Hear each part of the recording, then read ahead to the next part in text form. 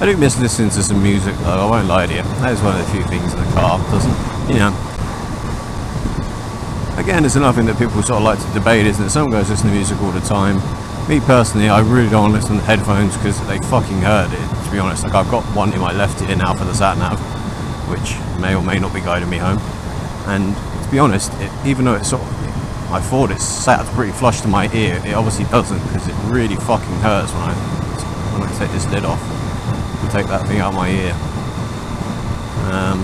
But I know a lot of people sort of rally against the idea of having music because of distraction. I suppose it is, to be fair. You know, it's not kind of like in a car.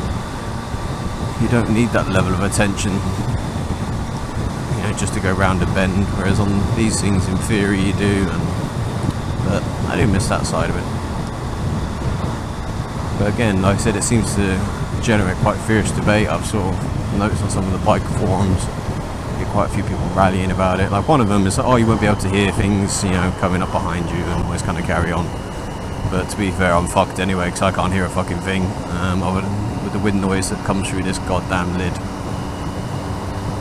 Like I said before, when you're at sort of motorway speeds, barely fucking hear anything. I can't even hear the engine most of the time. I can hear a sort of slight whine off the high pitch of the engine, but you can't hear that. So I don't think if I had music on, that's really going to make much difference.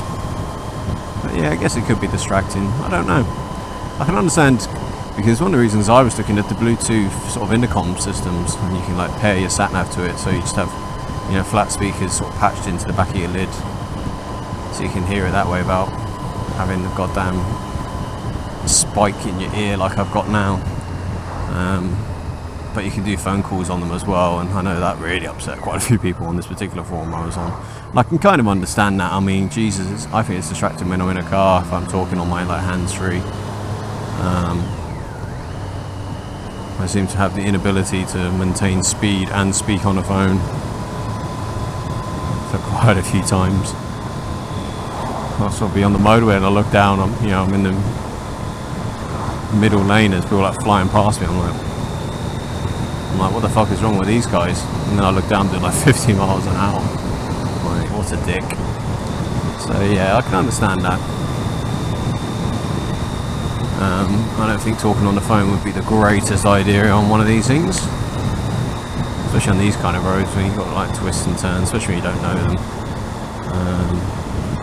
But it would be handy for the sat nav, I won't lie. Well, plus usually I don't have to use sat nav very much, I don't go many places, but recently it seems to be on the fucking road all the time. Just got shit on all the time at the moment. Both sort of personal and work, you know, it's all over the place, so. But I've spent enough money on bike related paraphernalia at the moment, I don't think it would go over too well if I bought one of those. Also, I'm slightly concerned about my helmet just looking like a fucking something out of a sci-fi movie, you know, like a camera strapped on one side and Bluetooth intercom strapped on the other side, and fucking, I don't know, a cappuccino machine strapped to the back or something. It is, you know, it might be getting a little excessive, it's getting a little crowded. Helmet's going to look like a 60s scooter with all the mirrors on the front, instead of just having all random electronics and wizardry hanging off it, like a digital fucking Christmas tree.